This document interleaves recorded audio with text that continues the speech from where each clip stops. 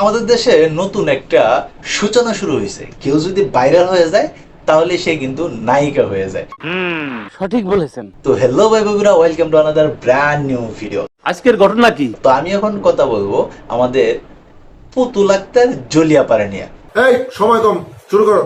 তো এত লম্বা নাম তো আমার মুখে নেওয়া সম্ভব না, তাই তারে আমি বলবো ট্রাফিক আফা। তো হ্যাঁ, আপনারা ঠিকই শুনছেন, আমাদের সেই ট্রাফিক আফা এখন কিন্তু নায়িকা হয়ে গেছে। তো উনি সোশ্যাল মিডিয়াতে যে ভিডিওগুলো আপলোড করে সেগুলা কিন্তু অশ্লীলতা ছাড়া সমাজে কিন্তু আর কিছু ছড়াইতেছে না।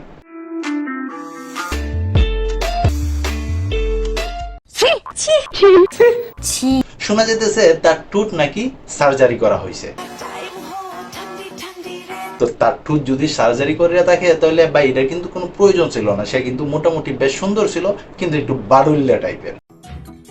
তো আমাদের এই ট্রাফিক আফা নতুন নতুন যে ভিডিওগুলা দেয়, সেই ভিডিওগুলা দিয়া কারো মন জয় করতে করলে পারুক বা না পারুক, যারা কিনা এই যে বর্তমান সমাজের সোশ্যাল মিডিয়া যারা ব্যবহার করে তাদের কিন্তু খুব মনোরঞ্জন করতেছে। সঠিক বলেছেন।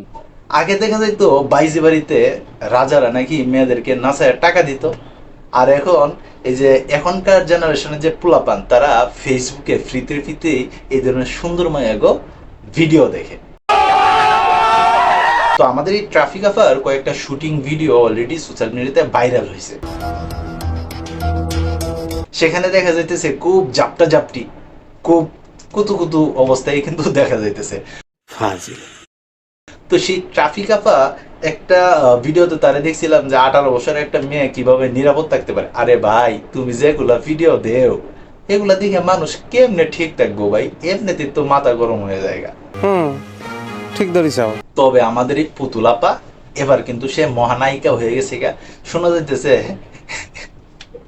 জাস্টিন বিবারের যে গান, সেই গানে নাকি আমাদের আপা মডেল হইব।